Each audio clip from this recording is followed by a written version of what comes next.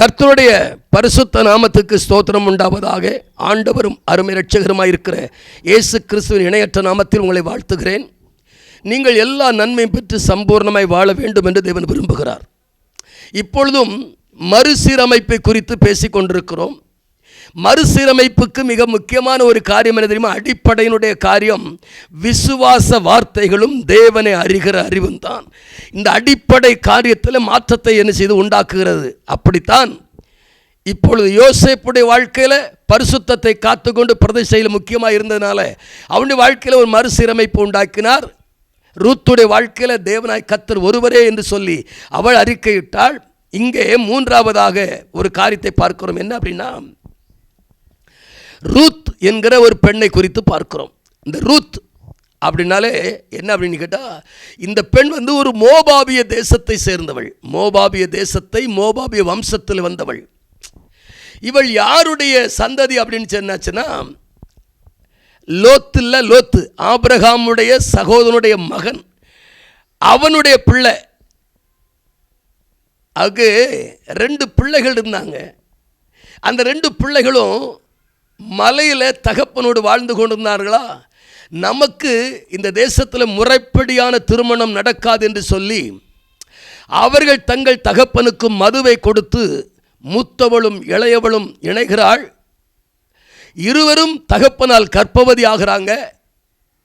ஒரு குமாரனை பெறுகிறார். 2 பேரும் ஆளுக்கு ஒரு பிள்ளையை பெறுறாங்க. அதில் ஒரு பிள்ளை பேர் மோபாப், இன்னொரு பிள்ளை பேர் அம்மோன். அம்மோன் புத்திரர் மோபாபியர்கள்.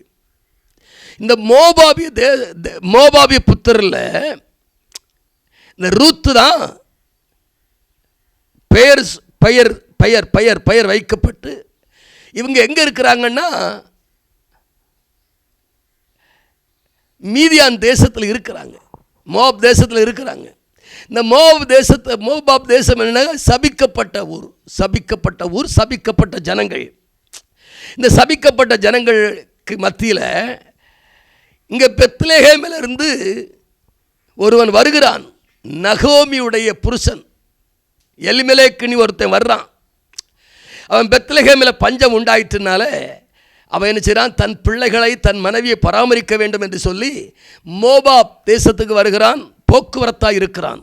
பிரியமான தேவஜனமே, கர்த்தர் நமக்கு கொடுத்த இடத்திலே நாம் இருப்போமானால் அது நமக்கு ஆசீர்வாதம். வருத்தம் வரட்டும், பஞ்சம் வரட்டும். ஏன் ஆபிரகாம் காலத்திலே ஒரு பஞ்சம் வந்தது. கர்த்தர் ஆபிரகாமோடு இருந்தார் இல்லையா? ஈசாக்குடைய காலத்தில் ஒரு பஞ்சம் இருந்தது. ஈசாக்கை பார்த்து சொன்னார், உங்கள் அப்பா போன மாதிரி எகிப்து தேசத்துக்கு போகாதப்பா, இந்த தேசத்தில் இரு, நான் உன்னை ஆசீர்வதிப்பேன் என்று சொல்லி கர்த்தர் 100 மடங்கு அவன் விதைத்தான். கர்த்தர் 100 மடங்கு ஆசீர்வதித்தார். பஞ்ச காலத்திலும் கர்த்தர் ஆசீர்வதிப்பது பெரிய பாக்கியங்க. எலியா இஸ்ரவேல் தேசத்தில் எல்லாம் பஞ்சம், ஆகாப்புடைய ஆட்சி நடந்து கொண்டிருக்கிறது. பஞ்சத்தில் கர்த்தர் எலியாவை போஷிப்பதற்கு காகத்தை கொண்டு காலையும் மாலையும் அப்பமும் இறைச்சியும் கொண்டு கொடுக்குங்க.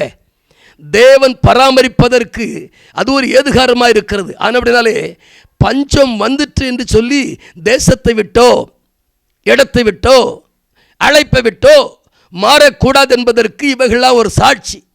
ஆனால் அப்படினாலே இந்த மோபாப் தேசத்தில் இருக்கிற அந்த ரூத்தை இந்த நகோமியுடைய கணவன் தன் பிள்ளைகள் மக்லோன் கிளியோன் 2 பேர் இருந்தாங்கல்ல, அவங்களுக்கு விவாகம் பண்ணி வைக்கிறான். ஒருத்தி பேர் ரூத், இன்னொருத்தி பேர் ஓர்வாள். பிரியமான தேவஜனமே, மறுசீரமைப்புக்கு தேவன் எப்படி வழிவகுக்கிறார் என்பதை அடுத்த காலில் பார்ப்போம். சரிங்களா? நாம் ஜெபிப்போம். மகா பரிசுத்தமும் கிருபையும் இரக்கம் நிறைந்த அன்பு பிதாவே, இந்த காணொலி மூலமாக நீர் எங்களோடு கூட இடைபடுகிறதற்காய் ஸ்தோத்திரம். கேட்கிற ஒவ்வொருடைய வாழ்க்கையிலும் ஒரு திருப்பமனையை, ஒரு மாற்றத்தை உண்டாக்குவீராக. ஆசீர்வதிங்க. இயேசுவின் நாமத்தில் ஜெபிக்க நல்ல பிதாவே. ஆமேன், ஆமேன். God bless you.